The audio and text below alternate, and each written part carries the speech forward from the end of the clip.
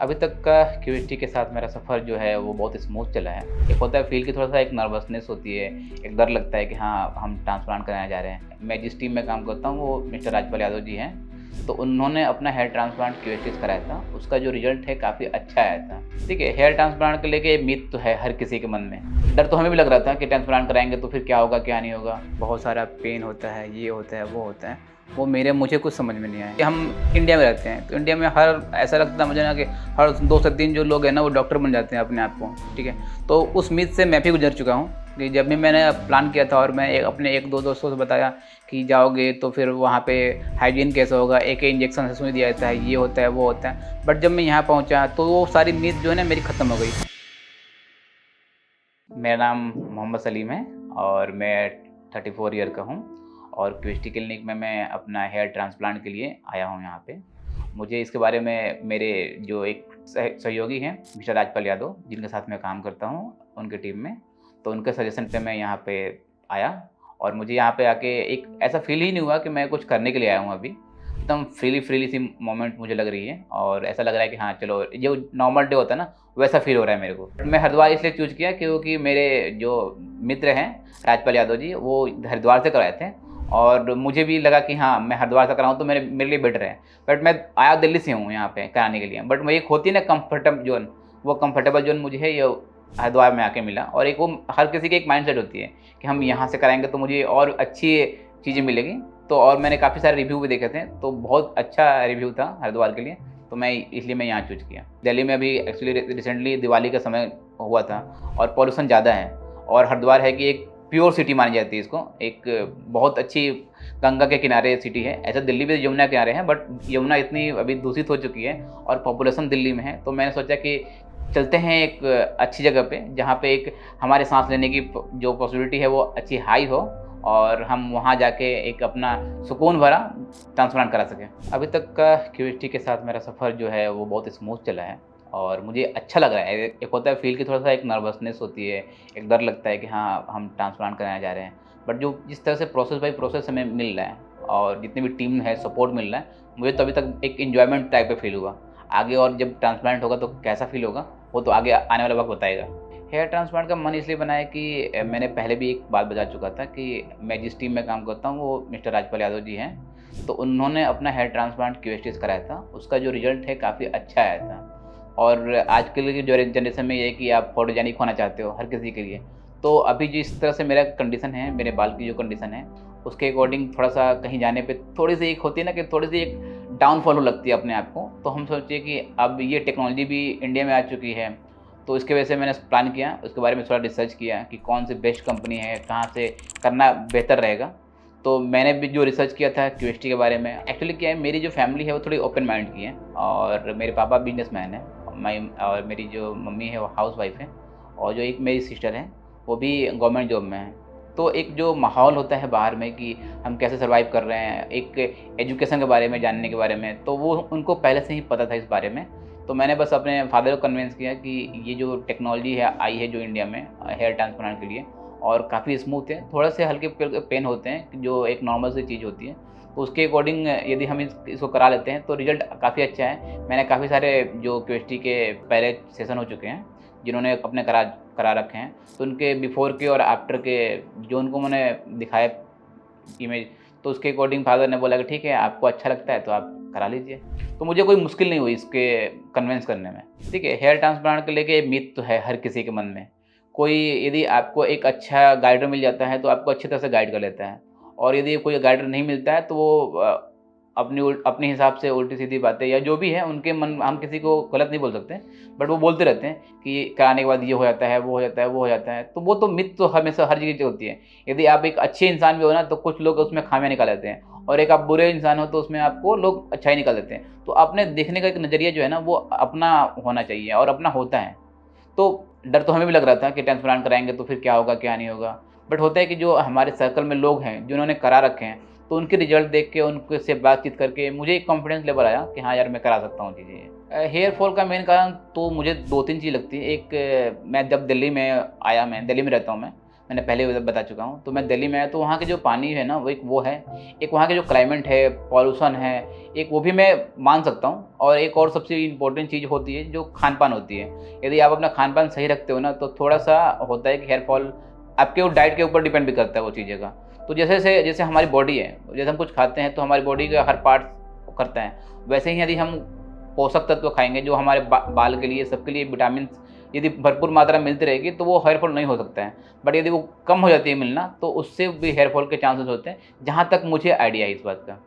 मेरा ये मानना है कि जब बाल नहीं होते हैं तो ज़िंदगी में फ़र्क ये आता है कि आपको ना एक कॉन्फिडेंस लेवल जो है ना वो कभी-कभी ना बहुत आप टैलेंटेड होने के बाद ना आप थोड़ा-सा अपने आप को फ़ील करते हो।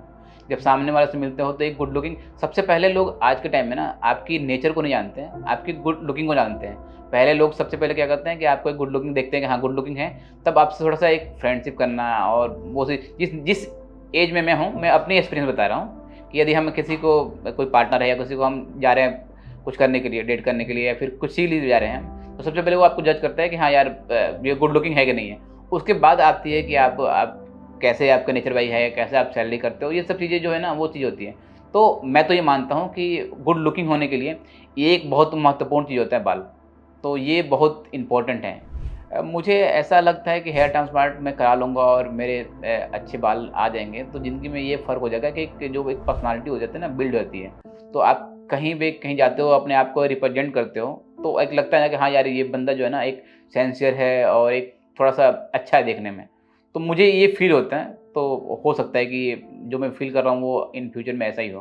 प्रोफ़ेशनली बस यही फ़र्क आएगा कि आप यदि टीम को हैंडल करते हो या फिर जो टीम मेंबर होते हैं, आप उनको जाते हो, गाइड करते हो, तो हो सकता है कि आपको थोड़ा-सा इंटरेस्ट दिखाते हैं, कि आप गुड लुकिंग हो तो ज़्यादा लोग आप पे फ़ोकस करते हैं, गुड लुकिंग नहीं हो तो थोड़ा कम फ़ोकस करते हैं। ये मेरा मानना है, ये मेरे अपने अकॉर्डिंग मैं बात कर रहा हूँ अपना। ऐसा तो देखो, जो आपके बेस्ट फ्रेंड होते हैं तो वो तो आपको ज़्यादा कुछ नहीं करते हैं, बट जब नए पीपल से जब मिलते हो ना, तो वो बहुत मायने रखता है कि आप नए पीपल से कैसे मिलते हो। यदि आप कहीं गए हो दोस्तों के साथ कहीं घूमने के लिए, तो वहाँ पे जा रहे हो, तो वहाँ पे कोई लोग मिल रहे हैं, तो जो ग्रीटिंग होती है ना कि अरे सर कैसे अच्छे हैं। जैसे आप मान लो मैं एक नॉर्मल सा ले लूँ शाहरुख खान को, अब शाहरुख खान सर सामने से आ जाएँ तो लगेगा कि हाँ यार, वो एक चार्म आया है, ठीक है। और यदि कोई नॉर्मल बंदा पीपल आ जाए तो उनको उतनी एक अटेंशन नहीं मिलेगी। तो वो एक पड़ता है फ़र्क, ये मुझे फ़ील होता है। मेरे जब कंसल्टेंट किया था मैं, तो जो मेरी हेयर लाइनिंग है और जो पीछे के थोड़े से वे डाउन हो गए हैं, तो उसके अकॉर्डिंग 5000 ग्राफ की बात हुई है। बट सर ने बोला था कि जब हम रियल में करेंगे, तो थोड़ा ऊपर-नीचे भी हो सकता है वो चीज़ें। तो डिपेंड करता है कि जो अच्छे रिज़ल्ट आएँ और जो एक मैंने कहीं-कहीं देखा भी है कि जो काफ़ी लोग ट्रांसप्लांट कराते हैं, बट उनके जो दोनों हेयर होते हैं ना, उनके बीच में ना गैप होते हैं बहुत सारे। तो वो चीज़ें जो है ना वो नहीं चाहिए, तो इसके वजह से मैं जो भी हमारे करेंगे उनसे मैं कंसल्ट करके कि आप आपके अकॉर्डिंग आप बेस्ट सर्जन हो, आप एक अच्छे रेप्यूटेड कंपनी हो, तो उसके अकॉर्डिंग जैसे भी होगा वो अपना कर लेंगे। मैं हमेशा ना एक नेचुरल चीज़ों पे मैं बिलीव करता हूँ। यदि मैं ट्रांसप्लांट नहीं भी करता हूँ और मेरे बाल उड़ भी जाते हैं, तो मैं गंजा रह जाता, उससे मुझे कोई दिक्कत नहीं था। बट जो भी चीज़ है वो नेचुरल में जाना चाहता हूँ मैं। क्योंकि पैच लगाना क्या है कि आप फिर सुबह निकालो, फिर लगाओ, फिर ये करो, वो करो, बहुत सारी चीज़ें होती हैं। बट एक नेचुरल होता है।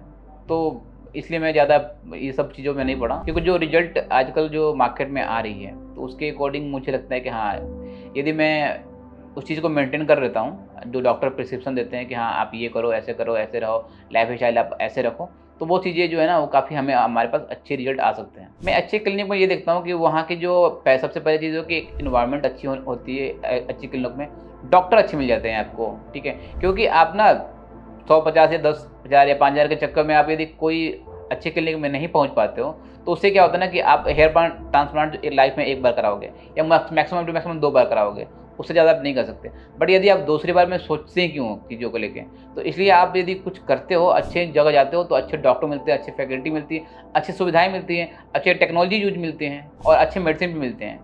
तो इसकी वजह से मैं ज़्यादा प्रेफ़र करता हूँ कि एक अच्छा जो है वहाँ पे प्रेफ़र हो चीज़ें होती हैं। एग्ज़ाम्पल के तौर पे मैं एक चीज़ और ऐड कर सकता हूँ कि मेरी फैमिली जो बैकग्राउंड है ना वो मेडिकल से ही है। तो कभी-कभी आप देखते हो कि आप एक नॉर्मल डॉक्टर पास जाते हो, तो आप एक बुखार के लिए भी आपको पैरासिटामॉल, एंटीबायोटिक ये वो बहुत सारी चीज़ लिख देते हैं। बट यदि आप एक अच्छे डॉक्टर के पास जाते हो ना, तो बस एक ही टैबलेट लिखेगा, बट जो आपको वो चीज़ें सही कर सकती है। तो इसलिए ये जो है ना वो बहुत इम्पोर्टेंट होता है कि क्या आप कर रहे हो? यदि आप स्पेशलिस्ट पास जाओगे, तो उस हिसाब से वो आपको जज कर लेगा और आपको उस हिसाब से आपकी रिपोर्ट देख के या जैसे भी हो गया वो कर सकता है आप। जैसे कि आप सब जानते हैं कि आजकल टाइम में इंडिया में हम रहते हैं। इंडिया में होते हैं कि हर 2 से 3 जो बंदे होते हैं वो डॉक्टर होते हैं। आपके पापा हो सकते हैं, आपके घर के जो बगल वाले होते हैं वो हो सकते हैं। तो हेयर ट्रांसप्लांट से पहले जब मेरे बाल थोड़े से वीक होते जा रहे थे, तो जैसे मम्मी बोलती थी कि घरेलू नुस्खे अपना लो, जैसे कि आंवला खा लो और कोई ऑयल लगा लो, चम्पी कर लो या फिर मेहंदी लगा लो। तो इस तरह के जो घरेलू नुस्खे हैं ना, और भी बहुत सारे घरेलू नुस्खे होते हैं, तो वो सब चीज़ कर लो, तो उससे आपको बहुत फ़ायदे मिलते हैं। और कैसे लाइक स्मूथ करेंगे, बट मैंने क्यूएसटी के थोड़े से वीडियो देखी हैं। मैं अपना माइंड सेट कर चुका हूँ कि अंदर जाने के बाद क्या-क्या होता है। तो मैं थोड़ा-सा कम नर्वस हूँ, बट नर्वस तो हूँ मैं, बट थोड़ा कम नर्वस हूँ चीज़ों का। तो मैं अब आगे प्रोसेस के लिए जा रहा हूँ। जैसा भी रहेगा आगे का अपडेट मैं आपसे शेयर करते रहूँगा। तब तक के लिए दीजिए, धन्यवाद।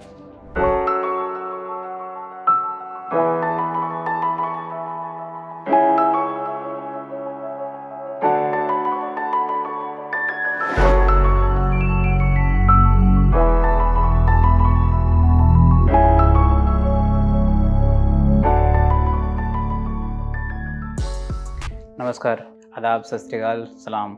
आज मेरा सर्जरी कंप्लीट हुआ है, जिसमें मुझे काफ़ी एक एक्साइटमेंट होती है कि हाँ, कैसे आप करते हैं, सर्जरी कैसी होती है।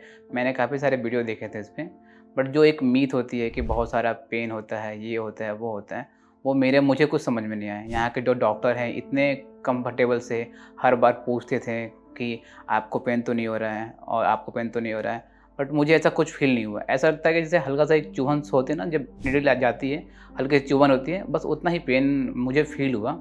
और जो मेरा प्रोसेस था पूरा सर्जरी का, वो 8 से 9 घंटे का प्रोसेस था मेरा, और मेरा 5000 ग्राफ्ट लगे हुए हैं इसमें। तो मुझे एक कंफर्टेबल फ़ील, अभी आप देख रहे हैं कि मैं किस तरह से बात कर रहा हूँ। आधे घंटे पहले मेरी सर्जरी कंप्लीट हुई है और मैं एक कंफर्टेबल ज़ोन में हूँ। ऐसा मुझे कुछ भी नहीं लग रहा है कि हाँ, बहुत सारा चीज़ें हो रही है, ऐसा चीज़ है। तो ऐसा ही एक्सपीरियंस रहा अभी तक मेरा। कल मैं जब आया था सुबह में, जब सब मेरी फर्स्ट अपॉइंटमेंट था, तो मैं जब रिसेप्शन पे आया तो रिसेप्शन पे मुझे ग्रीट किया गया और ड्रिंक सर्व किया गया कि आप आराम से कंफर्टेबल होकर आप बैठिए। उसके बाद जब मेरा सब रिसेप्शन पे प्रोसेस हो गया, डॉक्यूमेंट सब जमा हो गए, उसके बाद मुझे अंदर बुलाया गया। उसके बाद फिर से मेरी फ़ोटोग्राफ़ी हुई। हाँ, सारे एंगल से मेरे कितने ग्राफ, वो अकॉर्डिंग टू फ़ोटो कि कितने ग्राफ हमारे लग सकते हैं, वो सब सारे डॉक्यूमेंट देख के डॉक्टर ने सजेस्ट किया। और उसके बाद मेरी फ़ोटोग्राफ़ी हुई।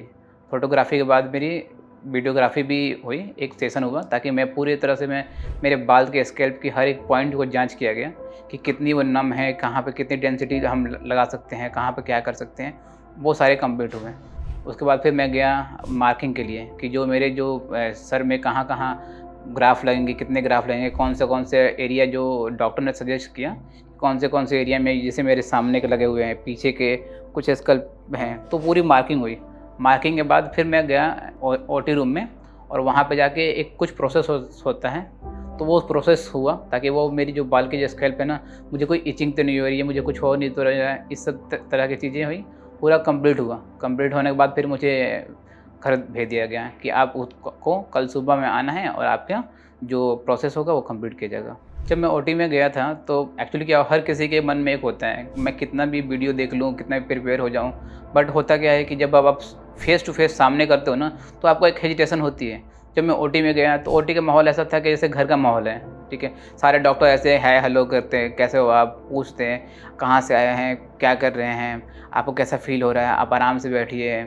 मैं जब बैठा, फिर मेरी बीपी चेक हुई, तो बीपी होती है, हर किसी को होती है कि फ़र्स्ट टाइम जाने के बाद थोड़ी-सी हाई होती है, कोई भी काम करने का, कि हाँ भैया मैं जा रहा हूँ ट्रांसप्लांट करने के लिए, तो हाई हुई। तो डॉक्टर ने मेरे पीठ पे थपथपाया, बोला कि आराम से रहिए, कोई बात नहीं है, सब ठीक हो जाएगा, आप थोड़ा कूल रहिए, अच्छे से रहिए।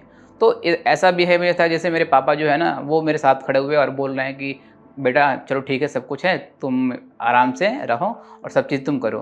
तो ओटी का जो था वो बहुत अच्छा एक्सपीरियंस था मेरे लिए, बहुत अच्छा था। जब मेरी ओटी में गया, जब मेरा हेयर ट्रांसप्लांट था सुबह में, तो मेरी जो जर्नी थी वो 7 से 8 घंटे की थी, जो हेयर ट्रांसप्लांट का। तो मैं भी सोच रहा था जब जाते वक़्त 7 से 8 घंटे जो मेरी जर्नी है, कैसे कैसे वो कंप्लीट होगी, क्योंकि एक 7 से 8 घंटे बहुत लंबा टाइम होता है। जब मैं वहाँ पे गया तो डॉक्टर से बातचीत हो रहा था। बातचीत हुआ तो फिर वो उनसे हर टाइम हमसे कम्युनिकेट कर रहे थे, आप फ़ील अच्छा कर रहे हैं, आपको कोई तकलीफ़ तो नहीं हो रही है, आपको ये तो नहीं हो रही है। फिर पूछ रहे थे कि आपको कुछ रिफ्रेशमेंट लेना है, तो मैंने बोला हाँ मुझे कोई रिफ्रेशमेंट लेनी है। तो फिर उन्होंने वो प्रोसेस कंप्लीट करके, जो प्रोसेस कर रहे थे उस प्रोसेस को कंप्लीट करके मुझे फिर रिफ्रेशमेंट दिया। 2 से 3 बार मैंने अपना रिफ्रेशमेंट लिया। उसके बाद मुझे वॉशरूम जाना था तो वॉशरूम भी चला गया। तो ऐसा फील लग रहा था कि जैसे हम अपने घर में हैं और मुझे कुछ करना है तो आप चले जाओ, कुछ करना है तो आप कर लो। तो 9 से 10 घंटे मेरा जो कैसे बीत गया मुझे खुद आइडिया नहीं लगा। मुझे लगा कि मैं 1 से 2 घंटे की प्रोसेस है। ऐसे एक्चुअली काफ़ी सारे लोगों के मिथ है और काफ़ी हम इंडिया में रहते हैं, तो इंडिया में हर ऐसा लगता है मुझे ना कि हर 2 से 3 जो लोग हैं ना वो डॉक्टर बन जाते हैं अपने आप को, ठीक है। तो उस मिथ से मैं भी गुजर चुका हूँ कि जब भी मैंने प्लान किया था और मैं अपने 1-2 दोस्तों से बताया कि जाओगे तो फिर वहाँ पे हाइजीन कैसा होगा, एक इंजेक्शन से सुई दिया जाता है, ये होता है वो होता है। बट जब मैं यहाँ पहुँचा तो वो सारी मिथ जो है ना मेरी ख़त्म हो गई। जब मैं यहाँ पहुँचा तो इतना ईज़ी लग रहा था, कंफर्टेबल लग रहा था और हर चीज़ को इतने बारीकी से सब कर रहे थे। 4-4 5-5 लोग की टीम थी साथ में। वो जो भी चीज़ कर रहे थे मुझे दिख भी रहा था, जो भी चीज़ कर रहे थे तो आराम से वो ईज़िली कर रहे थे। कुछ भी करो तो सैनिटाइज़र से हाथ को साफ़ करना। तो हाइजीन के मामले में इतना क्लीन एंड कंफर्टेबल था ना कि मुझे विश्वास ही नहीं हुआ कि मैं कहीं बैठा ही हूँ। मुझे ऐसा लगता है जैसे मैं अपने घर पे इतना क्लीन सब रखता हूँ, वैसे ही यहाँ भी हर चीज़ क्लीन होता है। आप एक नीडल भी उठा रहे हैं ना, उसके बाद आपको अपने हाथ से सैनिटाइज़ कर रहे थे, तो मुझे अच्छा लगा ये चीज़ें। एक्चुअली जब मेरा प्रोसेस स्टार्ट हो रहा था तो ऑब्वियस सी बात है, जब नीडल आपको जब कोई इंजेक्ट करेगा तो पेन होती है। तो उससे पहले मुझे एनेस्थीसिया दिया गया था चारों तरफ। उसके बाद मुझे 1% भी समझ में नहीं आ रहा था कि मुझे कुछ इंजेक्ट किया जा रहा है, मैं हेयर ट्रांसप्लांट किया जा रहा है, मुझे कुछ समझ में नहीं आता है। क्योंकि एनेस्थीसिया से क्या होता है कि एक लिक्विड होती है जिससे आपको जो बॉडी के जो पार्ट पर दिया जाता है ना वो सुन कर देता है। उस सुन के अकॉर्डिंग आपको थोड़ा सा भी फील नहीं होगा कि आपको कोई पेन हो रहा है या कुछ हो रहा है, और ईजिली मेथड से वो चीज़ें आपको इम्प्लांट की जाती है। तो वैसा ही मेरा भी हुआ। तो मुझे भी बस जो एनेस्थीसिया देते हैं तो एक जैसे आपको नॉर्मल सी बात है कि आप जाते हो इंजेक्शन लेने के लिए, तो आप नीडल लगती है तो आपको हल्की सी पेन होती है, ऑब्वियस सी बात है। तो वही हल्की पेन हो रही थी एनेस्थीसिया के बाद। बस मात्र 1 मिनट या फिर मान के चलिए 30 सेकंड बाद वो एनेस्थीसिया काम करने लगता है, क्योंकि उसकी एक प्रवृत्ति होती है। उसके बाद वो फिर कुछ आपको मतलब ही नहीं था, आराम से ईजिली से सब काम हो गया। जब हेयर ट्रांसप्लांट से पहले मेरी जो लुक थी और जो मेरी हेयर लाइन थी जो भी थी, अभी आप सामने कैमरे में देख रहे होंगे, तो पहले मैं थोड़ा था कि हाँ मेरी तो डेंसिटी जो थी बहुत कम थी और बाल ऐसे झाड़ने पे लगता था कि हाँ थोड़ी सी जो है वो ऐसी है। बट जब अभी मैं अपना लुक देख रहा हूँ तो मैं अब काफ़ी कंफर्टेबल फील कर रहा हूँ चीज़ों का, और मुझे ऐसा फील हो रहा है कि जिस हिसाब से है इस हिसाब से मेरी बाल ग्रो हो जाए आगे चल के, तो एक अच्छा मैंने लुक मेरे सामने प्रेजेंट होगा वो चीज़ें। तो उससे एक कॉन्फिडेंस लेवल जो है बढ़ जाती है। वो जो मेरी सर्जरी हुई है अभी, तो सर्जरी की डेंसिटी आप देख सकते हैं कैमरे में। मैं आपको दिखाना भी चाहता हूँ कि जैसे ये हो रखी है, पूरी ट्रांसप्लांट हो रखी है। तो ट्रांसप्लांट के अकॉर्डिंग मुझे लग रहा है कि जब मेरी जो ग्रोथ होगी ना वो काफ़ी अच्छी होगी है। और डॉक्टर के हमेशा सब चीज़ होता है, देखो होती क्या है चीज़ें कि आप कुछ भी स्टार्टिंग में कर लोगे ना, और उसके बाद डॉक्टर आपको सलाह करते हैं कि आप ये मेडिसिन लीजिए, ये फ्रूट्स लीजिए, ये जो भी चीज़ लीजिए, ताकि जो आपकी जो बाल का जो ग्रोथ है ना उस पर वो डिपेंड करता है। तो डॉक्टर का प्रिस्क्रिप्शन से मैं यदि करता हूँ तो मुझे फील हो रहा है ये चीज़ें कि मेरी जो ग्रोथ है ना काफ़ी अच्छी होने वाली है। और यदि जैसे भी अच्छी होगी मैं आगे आपको अपडेट देता रहूँगा कि मेरी ग्रोथ कैसे होने वाली है। जैसे मेरा अभी आपने देखा कि हेयर सर्जरी हो गई है, मैंने अपनी फैमिली को बताया और फैमिली ने देख के मेरी फैमिली इतनी खुश हुई कि चलो अभी मेरा पहला लुक कैसा था और अभी लुक कैसा है। उसके बाद मैं भी डॉक्टर से मिला, डॉक्टर ने मुझे सारी प्रिस्क्रिप्शन बताई, सारी चीज़ें बताई। उसके बाद उन्होंने बताया कि कुछ दिन बाद आपकी PRP भी होगी। तो जैसे ही PRP कंप्लीट होती है, जैसे मेरा ग्रोथ और भी होगा तो मैं आपके साथ शेयर करता रहूँगा। तब तक के लिए थैंक यू सो मच।